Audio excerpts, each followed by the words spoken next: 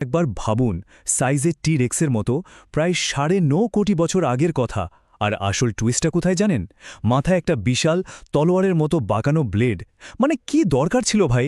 এমনিতেই তো সবাই ভয় পেত, মাথায় তলোয়ার নিয়ে ঘোরার কি দরকার ছিল? এই গল্পের শুরুটা কিন্তু কোনো ঝকঝকে ল্যাবে হয়নি, বরং এর শুরু হয়েছিল একটা ৭০ বছরের পুরনো ক্লু দিয়ে। আর সেই ক্লু ফলো করতে গিয়ে বিজ্ঞানীরা হয়ে গেছিলেন একেবারে ইন্ডিয়ানা জোন্স। বিশ্বাস করা যায়, এত বড় একটা অভিযানই শুরু হয়েছিল মাত্র একটা লাইন থেকে। তাও আবার ৬০-এর দশকের একটা বইয়ের লাইন, যেখানে লেখা ছিল নাইজেরিয়া নাকি একটা দাঁত পাওয়া গেছিল। ছবি নেই, প্রমাণ কিচ্ছু নেই, জাস্ট একটা লাইন। এর উপর ভরসা করে যারা অভিযানে নামে, তাদের সাহসকে তো স্যালিউট জানাতেই হয়।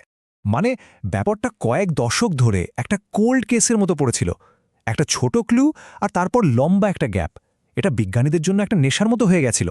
আর শেষ পর্যন্ত এই জেদের ফল যা মিলল, তা তো পুরো ইতিহাসই বদলে দেওয়ার মতো। ওকে, এবার গল্পের অ্যাকশন সিকোয়েন্স শুরু হচ্ছে। পপকর্ন নিয়ে রেডি হয়ে যান, কারণ সামনে যা আসছে তা যে কোনো হলিউড মুভিকেও হার মানাবে। তাদের প্রথম অ্যাটেম্প্ট একেবারে ফ্লপ। আর ভিলেনকে ছিল জানেন, সাহারা মরুভূমি নিজেই। শুধু বালি বললে ভুল হবে, মাইলের পর মাইল ধরে এক বালির সমুদ্র। মনে হচ্ছিল যেন মরুভূমি নিজেই বলছে, খবরদার, এদিকে আসবি না।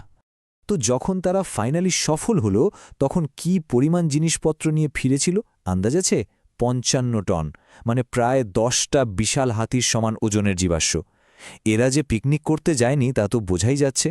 আর নিজেদের সেফটির জন্য কি ব্যবস্থা ছিল? সাথে ছিল ৬৪ জন সশস্ত্র গার্ড, যাতে ডাইনোসরের হাড় খুঁজতে গিয়ে নিজেরাই আরেকটা ফসিল হয়ে না যায়। বুঝতেই পারছেন, এটা কোনো মামুলি ফিল্ড ট্রিপ ছিল না। কিন্তু আসল খেলা তো এখানে। সিকিউরিটির জন্য তারা সাথে নিয়ে গেছিল ৪-৪টে গ্রেনেড লঞ্চার। হ্যাঁ, ঠিকই শুনেছেন, ডাইনোসরের হাড় খুঁজতে গ্রেনেড লঞ্চার। জুরাসিক পার্কের শুটিং চলছিল নাকি? তো যে কোনো সিনেমার মতোই, যখন হিরোরা প্রায় হারতে বসেছে, তখনই এন্ট্রি হয় এক সারপ্রাইজ গেস্টের। আর এই গেস্টই পুরো গেমটা ঘুরিয়ে দেয়। ব্যাপারটা ভাবুন, একদিকে মরুভূমির মাঝখানে আটকে পড়ার ভয়, গাড়ির তেল প্রায় শেষ, সবাই ভাবছেন আজকে আর ফেরা হবে না। ঠিক সেই মোমেন্টে তাদের লোকাল গাইড ইশারা করে বললেন, চলো ওইদিকে। আর তারপরই ম্যাজিক। পল সেরেনো, যিনি এ অভিযানের লিডার, তিনি কি বলেছিলেন জানেন? লোকটা গাড়ি চালিয়ে সোজা এমন একটা হাড়ের সামনে নিয়ে গেল যা আমি আমার জীবনে দেখিনি। জাস্ট একবার ওই মুহূর্তটা ফিল করার চেষ্টা করুন। তো সবকিছু নিয়ে তারা ল্যাবে ফিরল, কিন্তু একটা খটকা থেকে গেল, একটা অদ্ভুত হাড়ের টুকরো, যেটা কোনো কিছুর সাথেই মিলছে না। এখান থেকেই আসল সাসপেন্স শুরু হলো, যে তারা এমন কিছু খুঁজে পেয়েছে যা আগে কেউ দেখেনি। আর তারপর যখন তারা আবার ফিরে গেল, তখন মিলল বাকি পাজেলের টুকরোগুলো। খুলির আরও অংশ খুঁজে পাওয়ার সাথে সাথে ছবিটা পরিষ্কার হয়ে গেল। এটা একটা ব্র্যান্ড নিউ স্পিসিস। টিমের লোকেরা নাকি তখন সত্যি সত্যি কাজ ছিল। এত বছরের খাটুনি, এত রিস্ক, সব সার্থক। তো এত নাটক, এত অ্যাডভেঞ্চার, এত কিছুর পর ফাইনালি জিনিসটা ছিলটা কি? এবং এর নাম দেওয়া হল স্পাইনোসরাস মিরাবেলেস। নামটার মধ্যেই একটা ওজন আছে, তাই না? যেন পুরো আবিষ্কারের গল্পটাই নামের মধ্যে লুকিয়ে আছে। এই যে নামের শেষে মিরাবেলিস শব্দটা, এটা একটা ল্যাটিন শব্দ। এর মানে হলো অসাধারণ বা বিস্ময়কর।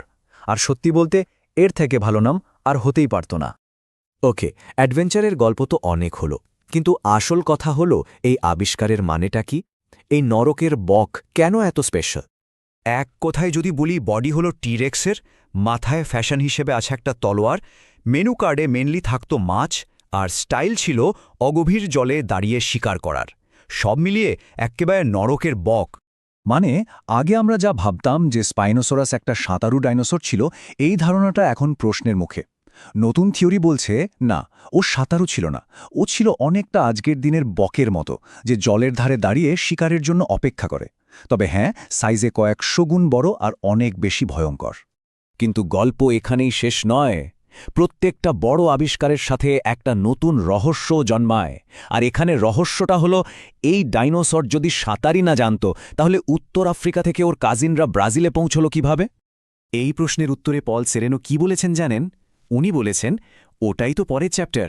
আর এই সাসপেন্সের সাথেই আজকের মতো গল্পটা শেষ হচ্ছে, কারণ বিজ্ঞানের দুনিয়ায় গল্প কখনো শেষ হয় না।